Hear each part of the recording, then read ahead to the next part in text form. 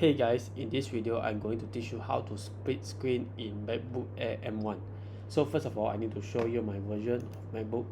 So I go to this Mac, and as you can see my version is Sonama 14.4.1. So let's start. If you want to split screen to the left or even to the right, first you go to this green button and you just put your mouse onto it, and you can see tilt the window to the left or tilt the window to the right. So you can just tilt it. And next, if you have another window open, you can just press it.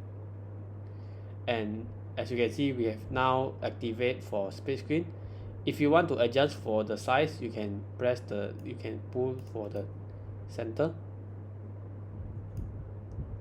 So basically you can adjust based on your preference, or you want to change side, you can just drag and change to the other side.